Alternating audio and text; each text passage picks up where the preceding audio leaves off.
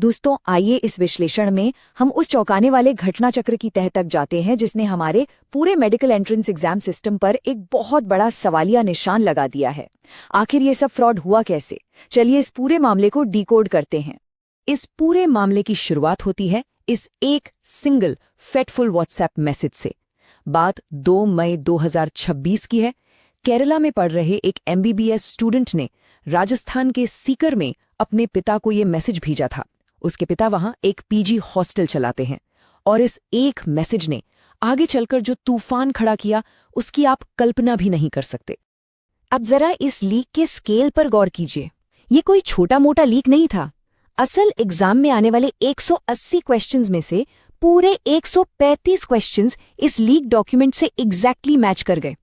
यानी 90 बायोलॉजी के और 45 केमिस्ट्री के क्वेश्चंस, वो भी बिल्कुल अनब्रोकन सीक्वेंस में, एक के बाद एक, बिल्कुल सेम। ये कोई इत्तेफाक तो नहीं हो सकता ना? तो आइए देखते हैं कि 2 मई 2026 को ग्राउंड पर आखिर हुआ क्या था और सच कैसे सामने आया। यहाँ सिस्टम की शुरुआती लापरवाही बिल्कुल साफ दिखती है। एक तरफ लोकल पुलिस ने इस शिकायत को सिर्फ एक अफवाह बताकर टालने की कोशिश की, लेकिन कहानी में ट्विस्ट तब आया जब national testing agency, central intelligence bureau और स्टेट SOG एक्शन में आए। उन्होंने व्हाट्सएप पर उस मैसेज का फॉरवर्डेड मेनी टाइम्स टैग देखा और तब जाकर इस मैसिव डिजिटल ट्रेल का पर्दाफाश हुआ। दरअसल हॉस्टल ओनर ने ये पेपर अपने स्टूडेंट्स को बांट दिया था, जिसके बाद एक लोकल कोचिंग टीचर ने जब एग्जाम के बाद इस पेपर को देखा तो वो दंग रह गया कि इसकी एक्यूरेसी इतनी ज्यादा कैसे हो सकती है। लेकिन ये लीक शुरू कहाँ से हुआ? चलिए चलते हैं इसकी जड़ तक, प्रिंटिंग प्रेस से लेकर मोबाइल फोन्स तक के इस सफर पर। ये सुनकर आप हैरान रह जाएंगे कि ये पूरा ऑपरेशन कितना सोफिस्टिकेटेड था, किसी हॉलीवुड हाइस्ट मूवी की तरह। महाराष्ट्र के नासिक में एक प्रिंटिंग प्रेस से इस पेपर की फिजिकल कॉपी चुराई गई और पकड़े जाने से बचने के लिए उन्होंने मोबाइल फोन्स का इस्तेमाल नहीं किया, बल्कि एक हाई डेफिनेशन पोर्टेबल स्कैनर का यूज किया। यही नहीं, डेटा ट्रांसफर को छुपाने के लिए नासिक के बाहरी इलाके में एक कस्टम शैडो सर्वर तक बनाया गया। मतलब स्टैंडर्ड सिक्योरिटी को धोखा देने के लिए उन्होंने हर एक हाईटेक तरीका अपनाया। आइए अब इस टाइमलाइन पर नजर डालते हैं। इससे एक बात बिल्कुल शीशे की तरह साफ हो जाती है कि ये कोई आखिरी वक्त की चोरी नहीं थी, बल्कि हफ्तों पहले से चलाया जा रहा एक वेल ऑयल डिस्ट्रीब्यूशन नेटवर्क था। 26 अप्रैल को ही गुड़गांव के एक डॉक्टर ने ये पेपर राजस्थान के बायर्स को बेच दिया था। 29 अप्रैल आते आते स्टूडेंट्स को पेपर बांटना शुरू हो गया। 2 मई को ये पेपर केरला के स्टूडेंट तक पहुंचा और वहां से सीकर व्हाट्सएप कर दिया गया। और आखिरकार 12 मई को NTA को ऑफिशियल तौर पर नीट कैंसिल करके केस CBI को सौंपना पड़ा। अगर हम इस फाइनेंशियल ट्रेल को मैप करें तो समझ आता है कि कैसे एक चुराया हुआ डॉक्यूमेंट एक बहुत ही मुनाफे वाले गेस्ट पेपर में बदल गया। किसी को शक न हो इसलिए इस पेपर में लगभग 410 मिक्स्ड क्वेश्चंस डाले गए थे। नासिक से लेकर केरला तक हर लेवल पर अलग अलग दाम वसूले गए, कहीं 5 लाख, कहीं 30 लाख, तो कहीं सिर्फ 20,000। ये पूरा का पूरा एक बिजनेस मॉडल बन चुका था। अब बात करते हैं हमारे सिस्टम के खोखलेपने की, उन डीप नेटवर्क्स और कनेक्शंस की जिनके दम पर ये सब कुछ इतनी आसानी से किया गया। जब इन्वेस्टिगेशन आगे बढ़ी तो तार जुड़े बिवाल ब्रदर्स मंगीलाल और दिनेश से, जिन्होंने गुड़गांव में पेपर खरीदा था। सोर्स रिपोर्ट्स और तथ्यों पर गौर करें तो आरोपी दिनेश बिवाल के कई पॉलिटिकल कनेक्शन सामने आते हैं। रिपोर्ट्स बताती हैं कि वो BJP की यूथ विंग BJYM में जयपुर देहात का डिस्ट्रिक्ट मिनिस्टर होने का पद रखता है। और ये सिर्फ कहने की बात नहीं है। सोशल मीडिया पर ऐसी कई होर्डिंग्स हैं जो दिनेश को एक पॉलिटिकल लीडर के रूप में दिखाती हैं। राजस्थान के एजुकेशन मिनिस्टर के साथ उसकी तस्वीरें हैं और इलेक्शन कैंपेन के वीडियोस भी मौजूद हैं। सबसे चौंकाने वाली रिपोर्ट तो ये है कि उसे इस लीक के बारे में 1 महीने पहले से जानकारी थी।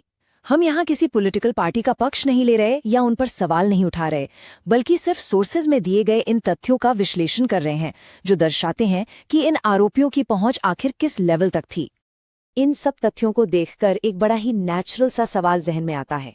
पता चला है कि पिछले ही साल बिवाल फैमिली के 4 बच्चों ने एक साथ नीट क्लियर किया था। क्या ये सच में सिर्फ एक इत्तेफाक हो सकता है, या फिर पिछले सालों के एग्जाम्स की इंटेग्रिटी पर भी हमें ध्यान देने की जरूरत है? ये एक ऐसी बात है जो किसी को भी सोचने पर मजबूर कर सकती है। इन सब के बीच आइए अब देखते हैं NTA की विफलता को, शुरुआती इनकार और पब्लिक स्टेटमेंट्स में हुई उनकी देरी को। अब जो फर्क सामने आता है वो शायद सबसे ज्यादा चौंकाने वाला है। ध्यान से सुनिए NTA के पब्लिक स्टेटमेंट्स और ग्राउंड रियलिटी के बीच का फासला। एनटीए के डायरेक्टर जनरल अभिषेक सिंह का ऑफिशियल स्टेटमेंट था कि कोई पेपर लीक नहीं हुआ है, बस एक पीडीएफ घूम रही है जिसमें कुछ क्वेश्चंस मैच कर गए। लेकिन जमीनी हकीकत क्या थी? 180 में से 135 क्वेश्चंस का एग्जैक्टली मैच होना। ये कोई छोटा मोटा कोइंसिडेंस नहीं था, बल्कि एक अनडिनाइबल मैथमेटिकल रियलिटी थी जिसे आखिरकार अथॉरिटीज को मानना ही पड़ा। बदकिस्मती देखिए कि हिस्ट्री यहाँ खुद को फिर से दोहरा रही है। आपको याद ही होगा 2024 में भी ऐसी ही पेपर लीक्स और बिना किसी लॉजिक के ग्रेस मार्क्स देने का एक बड़ा स्कैंडल हुआ था। तब 67 स्टूडेंट्स को पूरे 720 में से 720 मार्क्स मिल गए थे। लेकिन तब भी इतने सुप्रीम कोर्ट केसेस, लगातार प्रोटेस्ट और सीबीआई प्रोब के बावजूद सिस्टम में कोई स्ट्रक्चरल चेंज नहीं आया। और अब 2026 में जब नए लीक पर सीधे सवाल पूछे जाते हैं तो जवाब देने की जगह उन्हें टाल दिया जाता है। लेकिन इस पूरे घटना चक्र में सबसे बड़ा नुकसान आखिर किसका हुआ? चलिए छात्रों को झेलने पड़ने वाले इस आर्थिक और मानसिक नुकसान की बात करते हैं। एक तरफ अथॉरिटीज आपस में ब्लेम गेम खेलने में लगी हैं। राजस्थान स्टेट नासिक पर इल्जाम लगा रहा है और नासिक की अथॉरिटीज किसी भी पेपर के वहां प्रिंट होने की बात से ही इनकार कर रहे हैं। लेकिन इस शोर शराबे में हम उस वास्तविक आंकड़े को भूल रहे हैं जो सच में डरावना है। 22 लाख। इस एक सिंडिकेट और सिस्टम की लापरवाही की वजह से 2.2 मिलियन ईमानदार स्टूडेंट्स का फ्यूचर आज बिल्कुल आधार में लटक गया है।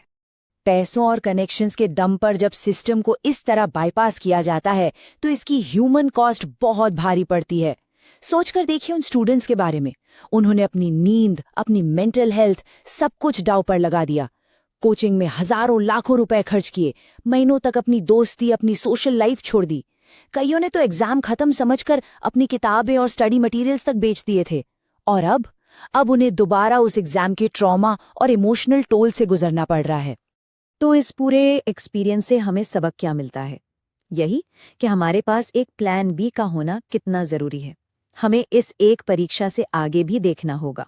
इस single high stakes examination system की इस इंस्टेबिलिटी को देखने के बाद हमारे सोर्स मटेरियल से एक बहुत ही पावरफुल और ज़रूरी मैसेज निकल कर आता है। कामयाब होने के लिए नहीं, काबिल होने के लिए पढ़ो। एक्सीलेंस का पीछा करो तो सक्सेस अपने आप मिल जाएगी। हमें अपना फोकस किसी एक एग्जाम को क्रैक करने से हटाकर एक्चुअली अपनी स्किल्स और कैपेबिलिटीज को डेवलप करने पर लगाना होगा। आज के वक्त में ऐसे बहुत सारे शानदार और high growth alternative careers available हैं जो इनकन्वेंशनल मेडिकल और इंजीनियरिंग वाले रास्तों से बिल्कुल अलग हैं। डेटा साइंस ले लीजिए, UI design, sustainability, content creation, sports analytics या फिर क्लाइमेट रिसर्च। ये ऐसे फील्ड्स हैं जहां लिमिटलेस ग्रोथ पॉसिबल है और इनकी डिमांड मार्केट में तेजी से बढ़ रही है।